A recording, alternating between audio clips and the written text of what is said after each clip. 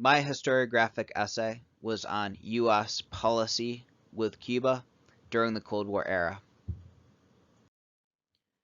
For a historical context as covered in my historiographic essay, the Cold War era was a time in which the concept of spheres of influences was particularly prominent for the dominant powers, the United States, the Soviet Union, and as the Cold War continued and as seen in the post-Cold War timeframe, China, as it emerged as a more powerful country.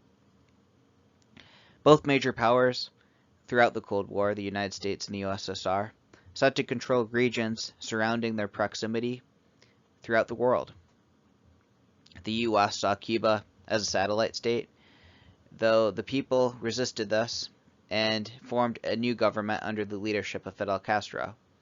There was a government in place previously that was in friendly terms with the United States, and the populace of Cuba, which at the time was mostly impoverished, perceived that a communist system of government would be preferable for them moving forward, and there was a subsequent war in which Fidel Castro emerged as the leader of this new Cuban government. And in response, the U.S. attempted to overthrow the Castro regime through covert operations, including the Bay of Pigs and several unsuccessful assassination attempts. And in response, the USSR sent troops and nuclear weapons to defend the island from American aggression. Interestingly, both Khrushchev and Kennedy wanted to appear strong in support of their side. Kennedy wanted to show that he would take a strong stance against communism and its spread, and Khrushchev wanting to show other allies that were within a relationship with the Soviet Union that he was willing to stand up for communist countries that may come under threat by the United States or another power considered to be on the Western sphere of influence. And over the years, the perception of U.S. policy towards Cuba during the Cold War has evolved as new lenses and perspectives have been introduced by historians.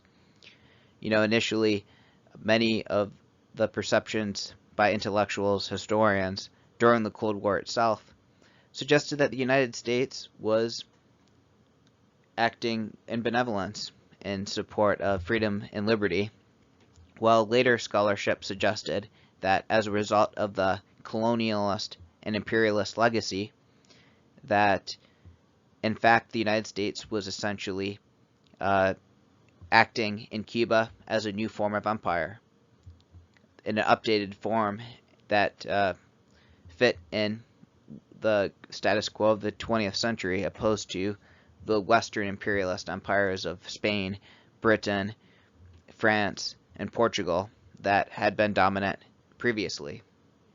And this lens and perspective has emerged through postmodernist and postcolonialism.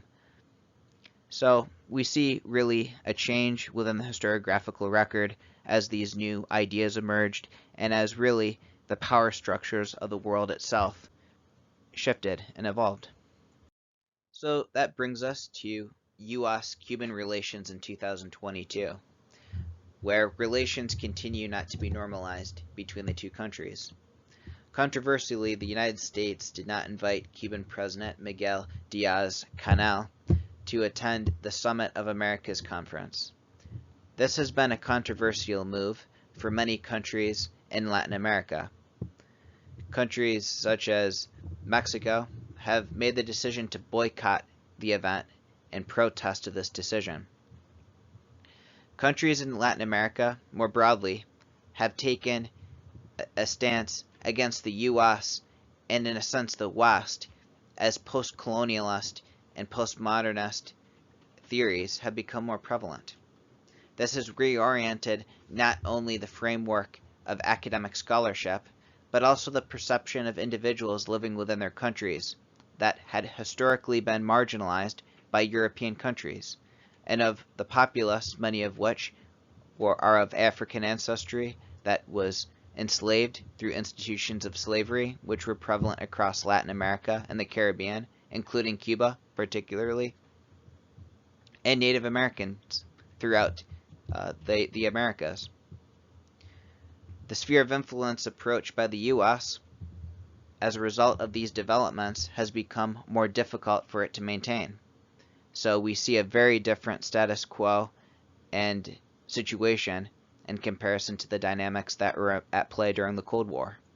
A degree of distrust has permeated and existed between the United States and Cuba.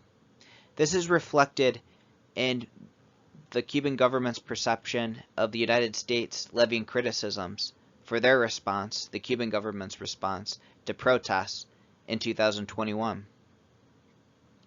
Cuba sees that there is a degree of hypocrisy in these criticisms in light of the United States' own handling of situations of protest.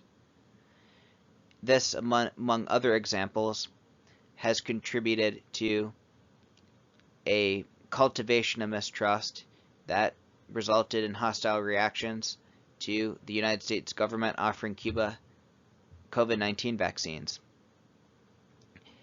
The perception in that the Cuban government thought that the United States was suggesting that they did not have the capability of protecting their own people and providing proper care, and thinking that there were likely ulterior motives at play, that the United States may not have been directly intervening in imperialist behavior, but nevertheless had those intentions under the guise of support during the pandemic.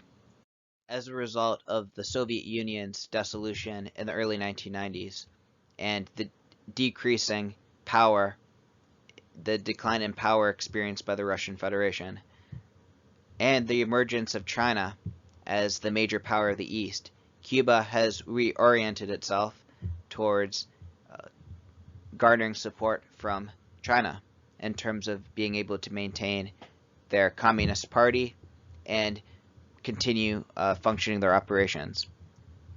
They were heavily reliant on the Soviet Union during the Cold War, and now in the post-Cold War era are heavily reliant on China in terms of maintaining their system of government.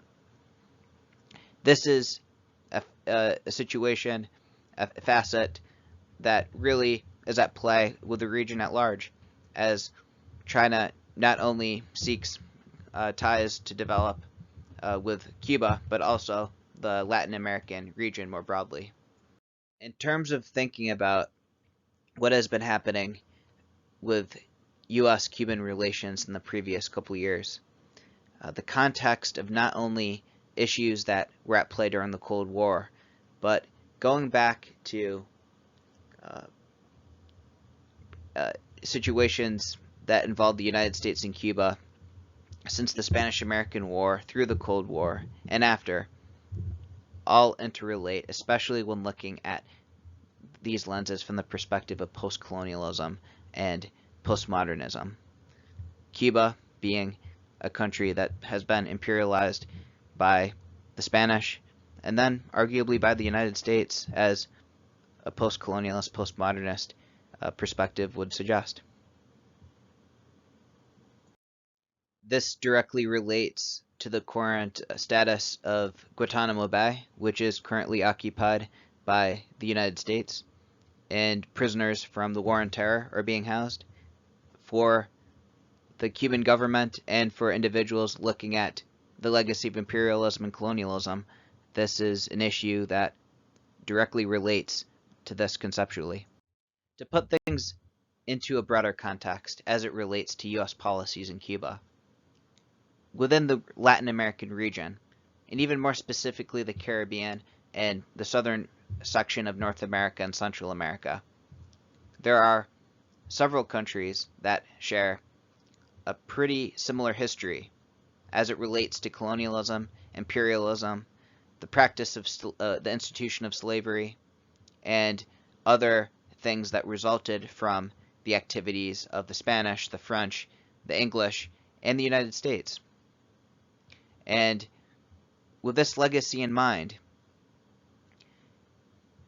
the policies by the United States and the perception held by many in Cuba and across the region has really influenced the current standing as scholarship considers this issue.